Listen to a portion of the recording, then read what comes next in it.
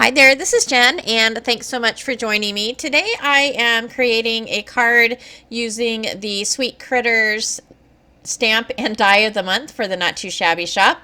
If you use the hashtag that I have listed below for the stamp and die of the month, you will find lots of inspiration using this set.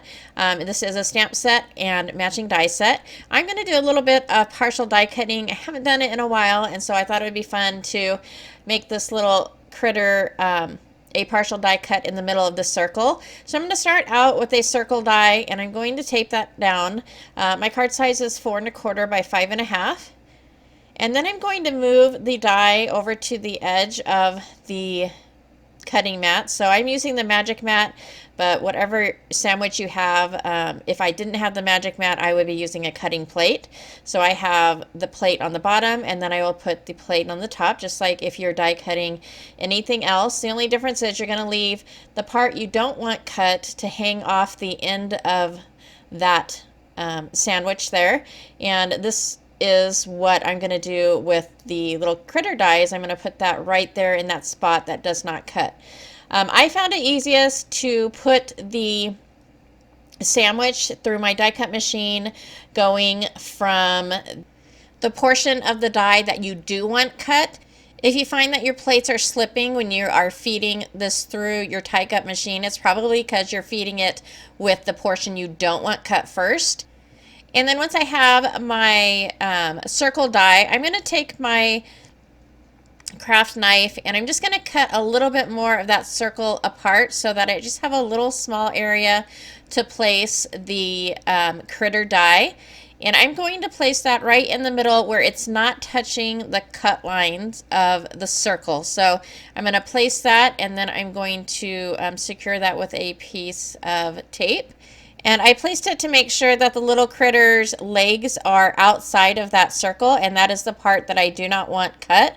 And so this will allow that die cut, the critter die cut, to stay in place, and then the circle will just be the part that is going to be cut away. So there's a little bit of trimming to do to get that circle to hit the die cut piece. And so I'm just going to take my craft knife again and just make a few small cuts to get that circle piece to come out all of the way, and that will just leave the little critter in the middle of a circle. And then I just have a little bit of cleanup to do. And that hard part is over, and now we're ready to go ahead and stamp the image. And so I'm going to place this in my MISTI, and I'm going to get the cute little, I think it's a bunny rabbit. I'm going to say it's a bunny rabbit, and place that right on top of that die cut portion. And then I'm going to be using some alcohol markers to color this. So I'm going to stamp this up with some Memento black ink. And the cool thing about the Stampin' Dies in this set is that all of the little characters have cut lines where their hands are, and so there's a lot of little elements that they could be holding. There's a party hat and a cupcake and a flower, and you can use all of those to kind of tuck under their hands, and it makes it look like they're holding it, and so that's pretty cool. And then I also took the die cut, the critter die cut, and cut a blank one out, and I'm just going to use that for the back. This is going to be an open card, so that hole that was partially die cut is going to see through to the inside of the card, and so that's what I'm doing now, is preparing that. So I've taken a card base, and I'm just going to line up this die cut so that I get it matched up pretty well. This is a little bit of a scalloped die cut, and so it's not just a straight circle, and so this is going to just add a little bit of decorative element to the card.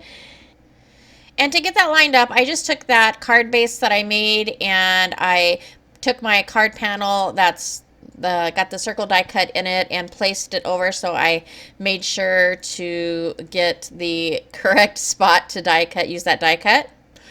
And then I made a paper mask using that circle die cut as well, just to make sure I knew where I was going to place those elements in the center of the card. And this is the back of the bunny. I tried to draw a little bunny tail, and it is really light, but I did color it with some gray markers. And so that's kind of like looking at the back of the bunny and his funny little bunny tail. And then I'm going to add some liquid adhesive to my card panel and put that over the front panel of my card base. And then I went ahead, and every die or every stamp in this set has a matching die, even the words. And so I went ahead and chose the I miss you and used the matching die cut to cut that out. And then I really love the way that the character looks holding the words. In my previous card with this set, I had him holding another one of the sentiments in this set. And I'll go ahead and link that video below if you want to check that out. But I just think it looks super adorable holding the little sentiments. And then to add a little bit of bling, I added some sequins to the card. And then after I stopped filming, I was looking at it and I was like, it's very clean.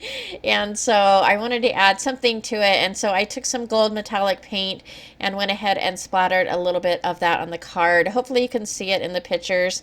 But just a really simple, clean card. Very subtle, very easy coloring, and just a super cute image. I will go ahead and leave links for the Stampin' Die below. And I hope you enjoyed this video. If you did like it or find it informative, please go ahead and give a thumbs up.